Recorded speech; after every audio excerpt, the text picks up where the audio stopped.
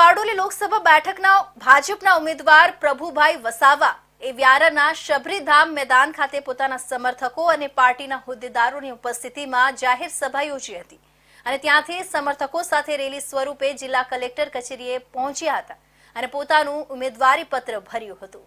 બારડોલી લોકસભા બેઠક પર ભાજપ પક્ષના ઉમેદવાર પ્રભુ વસાવાએ વ્યારાના શબરીધામ મેદાન ખાતે એક જાહેર સભા યોજી હતી, જેમાં રાજ્યના મંત્રી કુંવરજીભાઈ હળપતિ સહિત માજી મંત્રી ઈશ્વર પટેલ, ગણપત વસાવા સહિત વ્યારા નિઝર 84, મહુવા બારડોલી સહિતના ધારાસભ્યો અને હોદ્દેદારોની ઉપસ્થિતિ રહ્યા હતા અને જાહેર સભા સંબોધી હતી અને ત્યાંથી હજારોની જનમેદની સાથે વાજતે ગાજતે પ્રભુ વસાવાએ રેલી યોજી જિલ્લા કલેક્ટર કચેરીએ ખાતે પહોંચ્યા હતા અને પોતાનું ઉમેદવારી પત્ર ભર્યું હતું।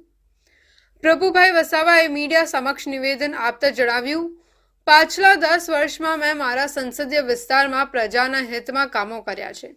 મારી સાંસદની ગ્રાન્ટનો પ્રજા માટે ઉપયોગ કર્યો છે। બેઠક પરથી તેઓ ત્રીજી વખત 5 લાખની જંગી લીડ સાથે ફરી સાંસદ તરીકે જીત હાંસલ કરી છે। 23 બારડોલી લોકસભાના ભારતીય જનતા પાર્ટીના ઉમેદવાર તરીકે આજે મેં વિધિવત રીતે 23 બારડોલી લોકસભાની મારી જનતાના આશીર્વાદથી અને આજે વ્યારા ખાતે હજારો કાર્યકર્તાઓની સમર્થન સાથે મહારેલી કાઢીને પદયાત્રા કાઢીને અમે કલેક્ટર કચેરી ખાતે મારું નામાંકન મેં સુપ્રત કર્યું છે।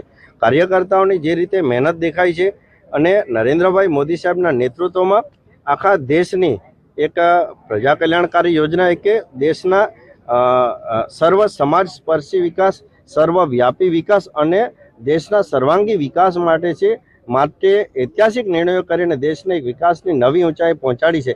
ત્યારે એ જોતા અને પ્રદેશ અધ્યક્ષ સી આર પાટીલ સાહેબ અને માનનીય મુખ્યમંત્રી શ્રી ભૂપેન્દ્રભાઈ પટેલ સાહેબના સહયોગથી ગુજરાત રાજ્યમાં અને મારી લોકસભામાં પણ જે ગરીબમાં ગરીબ વ્યક્તિ સુધી જે યોજનાઓ પહોંચી છે એ લોકો ભૂલે નહીં અને મને પણ જ્યારે આ વિસ્તારની જનતાએ 10 વર્ષ પ્રતિનિધિત્વની તક આપી ત્યારે મેં પણ ક્યારેક કોંગ્રેસમાં નહીં થયેલા એવા જે મહત્વના કામો બાકી હતા એ પણ મેં બારડોલી લોકસભામાં 10 વર્ષમાં લોકસભાને આપ્યા છે। ત્યારે એ પણ લોકો ધ્યાન રાખશે અને ફરીથી મને આશા છે કે આ વખતે 5 લાખ કરતાં વધારે લીડથી અમે જીતનો દાવો કરીએ છીએ અને એ કાર્યકર્તાઓ જે સંકલ્પ લીધો છે એ પૂરો કરશે। બારડોલી લોકસભા બેઠક પરંપરાગત રીતે કોંગ્રેસની વોટ બેંક હતી, પરંતુ પાછલા 3 વખતથી ભાજપ એમાં જીતવામાં સફળ રહ્યું છે।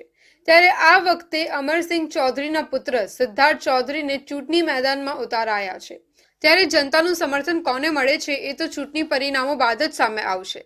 આ બેઠક પરથી ભાજપ અને કોંગ્રેસના બંને ઉમેદવાર જીતનો દાવો કરી રહ્યા છે અને જન સમર્થન મેળવી બંને ઉમેદવારોએ સમર્થકો સાથે શક્તિ પ્રદર્શન યોજ્યું છે।